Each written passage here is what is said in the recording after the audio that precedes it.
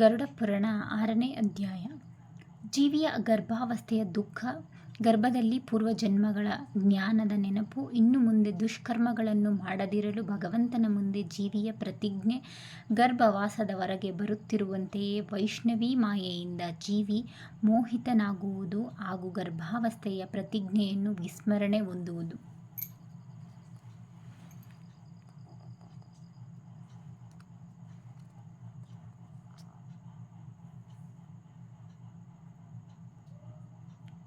ವೈತನೀಯ ಗರುಡನು ಶ್ರೀ ವಿಷ್ಣು ಭಗವಂತನನ್ನು ಕೇಳಿದ, ಏ ಕೇಶವ, ನರಕದಿಂದ ಬಂದ ಜೀವಿ ತಾಯಿಯ ಗರ್ಭದಲ್ಲಿ ಹೇಗೆ ಉತ್ಪನ್ನವಾಗುತ್ತದೆ?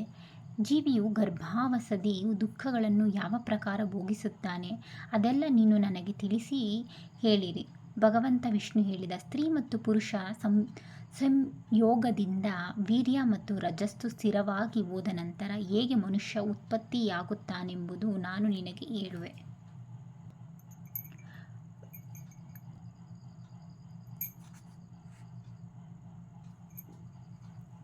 ಋತುಕಾಲದ ಆರಂಭದ 3 ದಿನಗಳವರೆಗೆ ಇಂದ್ರನಿಗೆ ತಗುಲಿದ ಬ್ರಹ್ಮ ಹತ್ಯ ದೋಷ. 4ನೇ ಭಾಗ ರಜಸ್ವ ಸ್ತ್ರೀಯಲ್ಲಿರುತ್ತದೆ. ಆ ಋತುಕಾಲ ಮಧ್ಯದಲ್ಲಿ ಮಾಡಿದ ಗರ್ಭದಾನ ಫಲವಾಗಿ ಪಾಪಾತ್ಮರು ದೇಹದ ಉತ್ಪತ್ತಿಯಾಗುತ್ತದೆ. ರಜಸ್ವ ಸ್ತ್ರೀಯ ಪ್ರಥಮ ದಿನ ಚಾಂಡಾಲಿ, ದ್ವಿತೀಯ ದಿನ ಬ್ರಹ್ಮಘಾತಿನಿ, ತೃತೀಯ ದಿನ ಮಡಿವಾಳಿ ಅಥವಾ ಗಸಗಿತ್ತಿ ಎನಿಸುತ್ತಾಳೆ. ತದನುಸಾರ ಅದರಲ್ಲಿ ಸ್ಪರ್ಶದೋಷವಿರುತ್ತದೆ. ನರಕದಿಂದ ಬಂದ ಜೀವಿಗಳಿಗೆ ಇವರೇ 3 ಮಾತೆಯರಿರುತ್ತಾರೆ. ದೈವ ಪ್ರೇರಣೆಯಿಂದ ಕರ್ಮಾನುರೋಧಿ ಶರೀರ ಪ್ರಾಪ್ತಿ ಹೊಂದಲು 1 ತಿಂಗಳಲ್ಲಿ ಶಿರ, 2 ತಿಂಗಳಲ್ಲಿ ತೋಳುಗಳು ಇತ್ಯಾದಿ ಶರೀರದ ಅಂಗಗಳು, 3ನೇ ತಿಂಗಳಲ್ಲಿ ಉಗುರು, ರೋಮ, ಅಸ್ಥಿ, ಚರ್ಮ ಹಾಗೂ ಲಿಂಗ ಬೋಧಕ ಛಿದ್ರ ಉತ್ಪನ್ನವಾಗುತ್ತದೆ. 4ನೇ ತಿಂಗಳಲ್ಲಿ ರಸ, ರಕ್ತ, ಮಾಂಸ, ಮೆದಸು, ಮಜ್ಜ ಮತ್ತು ಶುಕ್ರ ಈ 7 ಧಾತುಗಳು ಹಾಗೂ 5ನೇ ತಿಂಗಳಲ್ಲಿ ಹಸಿವು, ದಾಹ ಜನ್ಮ ತಳೆಯುತ್ತದೆ. 6ನೇ ತಿಂಗಳಲ್ಲಿ ಜರಾಯುವಿನಲ್ಲಿ ಸುತ್ತಿಕೊಂಡು ಆ ಜೀವ ತಾಯಿಯ 2 ಗರ್ಭದಲ್ಲಿ ತಿರುಗುತ್ತದೆ ಮತ್ತು ತಾಯಿಯಿಂದ ತಿಂದ ಕುಡಿದ ಅನ್ನಾದಿಗಳಿಂದ ದೊಡ್ಡ ಧಾತುಗಳುಳ್ಳ ಆ ಜಂತು ಮಲಮೂತ್ರ ದುರ್ಗಂಧಯುಕ್ತ ಗುಂಡಿಯ ರೂಪದಲ್ಲಿ ಗರ್ಭಾಶಯದಲ್ಲಿ ಮಲಗಿರುತ್ತದೆ.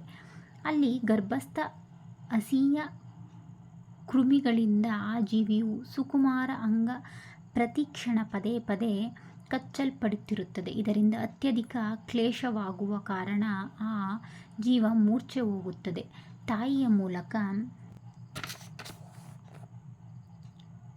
ಸೇವಿಸಲ್ಪಡುವ ಒಗರು, ಖಾರ, ಉಪ್ಪು, ಒಣ ಮತ್ತು ಹುಳಿಯಾದ ಪದಾರ್ಥಗಳು ಅತಿ ಉತ್ತೇಜಕ ಸಂಸ್ಪರ್ಶದಿಂದ ಜೀವಿ ಎಲ್ಲ ಅಂಗಗಳಲ್ಲಿ ವೇದನೆಯೇ ಉಂಟಾಗುತ್ತದೆ ಮತ್ತು ಜರಾಯುವಿನಿಂದ ಸುತ್ತಿಕೊಂಡ ಆ ಜೀವ ಕರುಳುಗಳಲ್ಲಿ ಹೊರಗಿನಿಂದ ಆವರಿಸಲ್ಪಟ್ಟಿರುತ್ತದೆ.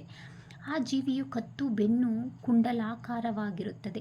ಈ ಪ್ರಕಾರವಾಗಿ ತನ್ನ ಅಂಗಗಳಿಂದ ಚಲಿಸಲು ಅಸಮರ್ಥವಾಗಿ ಆ ಜೀವ ಪಂಜರದಲ್ಲಿ ಪಕ್ಷಿಯಂತೆ ತಾಯಿಯ ಉದರದಲ್ಲಿ ತನ್ನ ಶಿರವನ್ನು ಹೊತ್ತಿಕೊಂಡು ತಟಸ್ಥವಾಗಿರುತ್ತದೆ. ಭಗವಂತನ ಕೃಪೆಯಿಂದ ತನ್ನ 100 ಜನ್ಮಗಳ ಕರ್ಮಗಳನ್ನು ಸ್ಮರಿಸುತ್ತಾ ಆ ಗರ್ಭಸ್ಥ ಜೀವ ದೀರ್ಘವಾದ ನಿಟ್ಟುಸಿರು ಬಿಡುತ್ತದೆ. ಇಂಥ ಸ್ಥಿತಿಯಲ್ಲಿ ಆ ಜೀವಿಗೆ ಎಂಥ ಸುಖ ಪ್ರಾಪ್ತಿಯಾಗುವುದಕ್ಕೆ ಸಾಧ್ಯ? ಮಾಂಸ ಮಜ್ಜಾದಿಗಳು 7 ಧಾತುಗಳ ಆವರಣದಲ್ಲಿ ಆ ಋಷಿಕಲ್ಪ ಜೀವ ಭಯಭೀತವಾಗಿ ಕೈಜೋಡಿಸಿ ವಿಕಲವಾಣಿಯಿಂದ ತನ್ನನ್ನು ತಾಯಿಯ ಗರ್ಭದಲ್ಲಿ ಹಾಕಿದ ಭಗವಂತನ ಸ್ಮರಣೆ ಮಾಡುತ್ತದೆ. 7ನೇ ತಿಂಗಳ ಆರಂಭದಲ್ಲಿ ಸಮಸ್ತ ಜನ್ಮಗಳ ಜ್ಞಾನವಾಗಿ ಹೋದರೂ ಕೂಡ ಗರ್ಭಸ್ಥ ಪ್ರಸೂತಿ ವಾಯುವಿನಿಂದ ಚಲಿತವಾಗಿ ಆ ವಿಷ್ಮ ಅಥವಾ ಮಲದಲ್ಲಿ ಉತ್ಪನ್ನ ಸಹೋದರ ಅದೇ ಉದರದಲ್ಲಿ ಉತ್ಪನ್ನ ಅನ್ಯ ಕ್ರಿಮಿಗಳಂತೆ ಒಂದು ಸ್ಥಾನದಲ್ಲಿ ಜೀವಕ್ಕೆ ನಿಲ್ಲಲಾಗುವುದಿಲ್ಲ. ಜೀವ ಹೇಳುತ್ತದೆ, ನಾನು ಲಕ್ಷ್ಮೀಪತಿ ಜಗಧಾರ ಅಶುಭವನ್ನು ನಾಶ ಮಾಡುವಂಥ ಶರಣಾಗತವತ್ಸಲ ಭಗವಂತ ವಿಷ್ಣುವಿನಲ್ಲಿ ಶರಣು ಹೋಗುತ್ತೇನೆ. ಏ ಜಗನ್ನಾಥ, ನಿನ್ನ ಮಾಯೆಯಿಂದ ಮೋಹಿತನಾಗಿ ನಾನು ದೇಹದಲ್ಲಿ ಅಹಂಭಾವ ಹಾಗೂ ಪುತ್ರ ಮತ್ತು ಪತ್ನಿ ಮುಂತಾದವರಲ್ಲಿ ಮಮತೆಯ ಭಾವವನ್ನು ಅಹಂಕಾರದಿಂದ ಜನ್ಮ ಮರಣ ಚಕ್ರ ಸುಳಿಯಲ್ಲಿ ಸಿಲುಕಿರುವೆ. ನಾನು ನನ್ನ ಕುಟುಂಬ ಜನರ ಉದ್ದೇಶದಿಂದ ಶುಭ ಮತ್ತು ಅಶುಭ ಕರ್ಮಗಳನ್ನು ಮಾಡಿದೆ. ಆದರೆ ಈಗ ನಾನು ಕರ್ಮಗಳ ಕಾರಣದಿಂದ ಏಕಾಂಗಿಯಾಗಿ ದುಃಖದಲ್ಲಿ ಬೇಹುತ್ತಿದ್ದೇನೆ. ಆ ಕರ್ಮಗಳ ಫಲ ಭೋಗಿಸುವ ಪುತ್ರ ಮತ್ತು ಪತ್ನಿ ಮುಂತಾದವರು ಬೇರೆಯಾಗಿ ಹೋದರು. ಒಂದು ವೇಳೆ ಗರ್ಭವನ್ನು ದಾಟಿ ನಾನು ಹೊರಗೆ ಬಂದರೆ ನಿನ್ನ ಚರಣಗಳ ಸ್ಮರಣೆ ಮಾಡುವೆ ಮತ್ತು ಮುಕ್ತಿ ಪ್ರಾಪ್ತಿಯಾಗುವಂತಹ ಉಪಾಯಗಳನ್ನು ಮಾಡುವೆ. ಮಲ ಮತ್ತು ಮೂತ್ರದ ಬಾವಿಯಲ್ಲಿ ಬಿದ್ದಿರುವ ಹಾಗೂ ಜಠರಾಗ್ನಿಯಿಂದ ದಗ್ಧನಾಗಿರುವ ಮತ್ತು ಇಲ್ಲಿ ಹೊರಗೆ ಬರಲು ಇಚ್ಛಿಸುವ ನಾನು ಯಾವಾಗ ಹೊರಗೆ ಬರಲು ಸಮರ್ಥನಾಗುವೆ? ಯಾವ ದೀನ ದಯಾಳು ಪರಮಾತ್ಮನು ನನಗೆ ಈ ಪ್ರಕಾರ ವಿಶೇಷ ಜ್ಞಾನ ನೀಡಿರುವವನು. ನಾನು ಆತ್ಮದಲ್ಲಿಯೇ ಶರಣು ಹೋಗುವೆ. ಆದ್ದರಿಂದ ಪುನಃ ನಾನು ಈ ಪ್ರಾಪಂಚಿಕ ಸುಳಿಯಲ್ಲಿ ಸಿಲುಕದಂತಾಗಲಿ, ಅಥವಾ ನಾನು ತಾಯಿಯ ಗರ್ಭದಿಂದ ಎಂದಿಗೂ ಹೊರಬರುವ ಇಚ್ಛೆ ಮಾಡುವುದಿಲ್ಲ. ಏಕೆಂದರೆ ಹೊರಗೆ ಹೋದರೆ ಪಾಪಕರ್ಮಗಳಿಂದ ಪುನಃ ನನ್ನ ದುರ್ಗತಿಯಾಗಿ ಹೋಗುತ್ತದೆ. ಆದ್ದರಿಂದ ಇಲ್ಲಿ ತುಂಬ ದುಃಖದ ಸ್ಥಿತಿಯಲ್ಲಿದ್ದರೂ ಕೂಡ ನಾನು ಖೇದರಹಿತನಾಗಿ ನಿನ್ನ ಚರಣಗಳ ಆಶ್ರಯ ಪಡೆದು ಪ್ರಪಂಚದಿಂದ ನನ್ನ ಉದ್ಧಾರ ಮಾಡಿಕೊಳ್ಳುವೆನು. ಶ್ರೀ ವಿಷ್ಣು ಭಗವಂತ ಹೇಳಿದ ಈ 3 ಪ್ರಕಾರ ಬುದ್ಧಿಯುಳ್ಳ ಸ್ತುತಿ ಮಾಡುತ್ತಿರುವ 10 ತಿಂಗಳ ಋಷಿ ಕಲ್ಪ ಆ ಜೀವವನ್ನು ಪ್ರಸೂತಿ ವಾಯು ಪ್ರಸವಕ್ಕಾಗಿ ತಕ್ಷಣ ಕೆಳಗೆ ತಳ್ಳುವೆ. ಪ್ರಸೂತಿ ಮಾರ್ಗದ ದ್ವಾರದ ಕೆಳಗೆ ಶಿರ ಮಾಡಿ ಕೂಡಲೇ ಕೆಳಗೆ ಬೀಳಿಸಲಾದ ಆ ಆತುರ ಜೀವ ಅತ್ಯಂತ ಕಠಿಣತೆಯಿಂದ ಹೊರಗೆ ಬರುತ್ತದೆ. ಆ ಸಮಯ ಅದಕ್ಕೆ ಉಸಿರಾಡಲು ಆಗುವುದಿಲ್ಲ ಹಾಗೂ ಅದರ ನೆನಪು ಸ್ಮೃತಿ ಕೂಡ ನಷ್ಟವಾಗಿ ಹೋಗುತ್ತದೆ. ಪೃಥ್ವಿಯ ಮೇಲೆ ಮಲಮೂತ್ರದ ಮಧ್ಯೆ ಬಿದ್ದ ಆ ಜೀವಿಯು ಮಲದಲ್ಲಿ ಉತ್ಪನ್ನವಾದ ಕ್ರಿಮಿಯಂತೆ ಚೇಷ್ಟೆ ಅಥವಾ ಚಟುವಟಿಕೆಗಳನ್ನು ಮಾಡುತ್ತದೆ ಮತ್ತು ವಿಪರೀತ ಗತಿಯನ್ನು ಪ್ರಾಪ್ತಿ ಹೊಂದಿ ಜ್ಞಾನ ನಷ್ಟವಾಗಿ ಹೋಗುವ ಕಾರಣ ಅತ್ಯಧಿಕ ರೋದನ ಮಾಡತೊಡಗುತ್ತದೆ. ಗರ್ಭದಲ್ಲಿ ರೋಗದ ಸ್ಥಿತಿಯಲ್ಲಿ, ಸ್ಮಶಾನ ಭೂಮಿಯಲ್ಲಿ ಹಾಗೂ ಪುರಾಣ ಪಾರಾಯಣ ಅಥವಾ ಶ್ರವಣದ ಸಮಯದಲ್ಲಿ ಎಂತಹ ಬುದ್ಧಿ ಇರುತ್ತದೆಯೋ ಅದು ಒಂದು ವೇಳೆ ಸ್ಥಿರವಾಗಿ ಹೋದರೆ ಯಾವ ವ್ಯಕ್ತಿ ಪ್ರಾಪಂಚಿಕ ಬಂಧನದಿಂದ ಮುಕ್ತನಾಗದೆ ಹೋಗಲಾರ.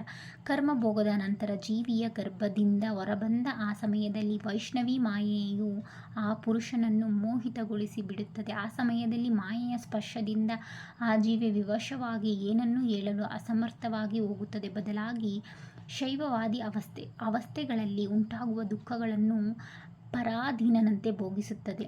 ಅದನ್ನು ಪಾಲನೆ ಪೋಷಣೆ ಮಾಡುವ ಜನರಿಗೆ ಅದರ ಇಚ್ಛೆಗಳ ಅರಿವು ಆಗುವುದಿಲ್ಲ. ಆದ್ದರಿಂದ ಮಾಡಲು ಅಸಮರ್ಥವಾಗಿರುವ ಕಾರಣ ಅದು ವ್ಯತಿರಿಕ್ತವಾದ ಸ್ಥಿತಿಯನ್ನು ಪ್ರಾಪ್ತಿ ಹೊಂದುತ್ತದೆ. ಬೆವರಿನ ಜೀವಿಗಳಿಂದ ದೂಷಿತ ಹಾಗೂ ಮಲಮೂತ್ರ ಅಪವಿತ್ರ ಹಾಸಿಗೆ ಮೇಲೆ ಮಲಗಿರುವ ಕಾರಣ ತನ್ನ ಅಂಗಗಳನ್ನು ತುರಿಸಿಕೊಳ್ಳಲು, ಆಸನದಿಂದ ಎದ್ದು ನಿಲ್ಲಲು ಮತ್ತು ಅನ್ಯ ಚಟುವಟಿಕೆಗಳನ್ನು ನಿರ್ವಹಿಸಲು ಅಸಮರ್ಥವಾಗಿರುತ್ತದೆ. ಯಾವ ರೀತಿ ಒಂದು ಕ್ರಿಮಿ ಇನ್ನೊಂದು ಕ್ರಿಮಿಯನ್ನು ಕಚ್ಚುತ್ತದೆ, ಅದೇ ಪ್ರಕಾರ ಜ್ಞಾನ ಶೂನ್ಯ ಮತ್ತು ರೋಧಿಸುತ್ತಿರುವ ಆ ಶಿಶುವಿನ ಕೋಮಲ ತ್ವಚೆಯನ್ನು ಸೊಳ್ಳೆ, ತಿಗಣೆ ಮುಂತಾದ ಜಂತು ವ್ಯಾಕುಲಗೊಳಿಸುತ್ತದೆ.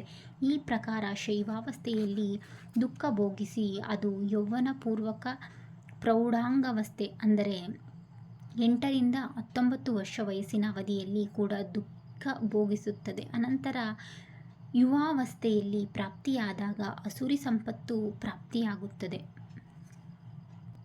ಆಗ ಆತನು ದುರ್ವ್ಯಸನಗಳಲ್ಲಿ ಆಸಕ್ತನಾಗಿ ನೀಚ ಪುರುಷರೊಡನೆ ಸಂಬಂಧ ಹೊಂದುತ್ತಾನೆ ಮತ್ತು ಆತ ಕಾಮ ಲಂಪಟ ಜೀವಿಶಾಸ್ತ್ರ ಹಾಗೂ ಸತ್ಪುರುಷರೊಡನೆ ದ್ವೇಷ ಹೊಂದುತ್ತಾನೆ. ಭಗವಂತ ಮಾಯಾರೂಪಿ ಸ್ತ್ರೀಯನ್ನು ನೋಡಿ ಆ ಅತೀಂದ್ರಿಯ ಪುರುಷ ಆಕೆ ಭಾವಭಂಗಿಗಳಿಂದ ಪ್ರಲೋಭಿತವಾಗಿ ಮಹಾಮೋಹರೂಪಿಯು ಅಂಧತಮಗಳಲ್ಲಿ ಅಗ್ನಿಯಲ್ಲಿ ಪಾಂಗತವು ಬೀಳುತ್ತಾನೆ.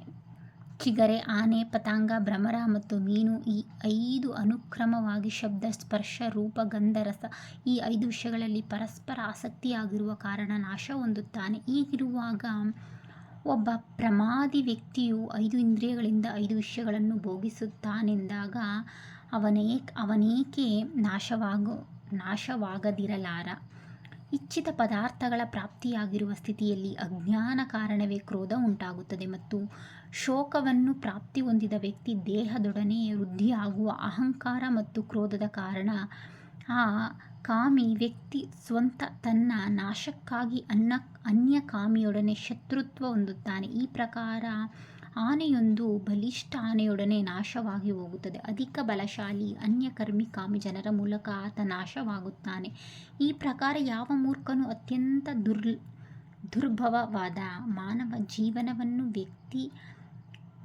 ಜೀವನವನ್ನು ವಿಷಯಾಸಕ್ತಿಯ ಕಾರಣ ವ್ಯರ್ಥವಾಗಿ ನಷ್ಟಗೊಳಿಸಿಕೊಳ್ಳುತ್ತಾನೋ ಅಂಥವನಿಗಿಂತ ಮಹಾಪಾಪಿ ಇನ್ಯಾರು ಇರಲು ಸಾಧ್ಯ? ಸಹಸ್ರಾರು ಯೋನಿಗಳಲ್ಲಿ ಜನ್ಮ ತಳೆದ ನಂತರ ಪೃಥ್ವಿಯ ಮೇಲೆ ದುರ್ಲಭ ಮಾನವ ಯೋನಿ ಪ್ರಾಪ್ತಿಯಾಗುತ್ತದೆ. ಮಾನವ ಶರೀರ ಪ್ರಾಪ್ತಿಯಾದರೂ ಕೂಡ ದ್ವಿಜತ್ವ ಅಥವಾ ಬ್ರಾಹ್ಮಣತ್ವದ ಪ್ರಾಪ್ತಿಯಾಗುವುದು ಅದಕ್ಕಿಂತಲೂ ಅಧಿಕ ದುರ್ಲಭವಾಗಿದೆ. ಅತಿ ದುರ್ಲಭದ ಬ್ರಾಹ್ಮಣತ್ವವನ್ನು ಪ್ರಾಪ್ತಿಯೊಂದಿ ಯಾವ ವ್ಯಕ್ತಿ ಬ್ರಾಹ್ಮಣತ್ವದ ರಕ್ಷಣೆಗಾಗಿ ಅಪೇಕ್ಷಿತ ಧರ್ಮ ಕರ್ಮಾನುಷ್ಠಾನವನ್ನು ಮಾಡುವುದಿಲ್ಲವೋ, ಕೇವಲ ಇಂದ್ರಿಯಗಳ ತೃಪ್ತಿಯಲ್ಲೇ ಪ್ರಯತ್ನಶೀಲನಾಗಿರುತ್ತಾನೋ, ಆತ ಹಸ್ತದಲ್ಲಿ ಬಂದ ಅಮೃತ ಸ್ವರೂಪಿ ಆ ಅವಕಾಶವನ್ನು ಆತನ ಪ್ರಮಾದದಿಂದ ನಷ್ಟವಾಗಿ ಹೋಗುತ್ತದೆ.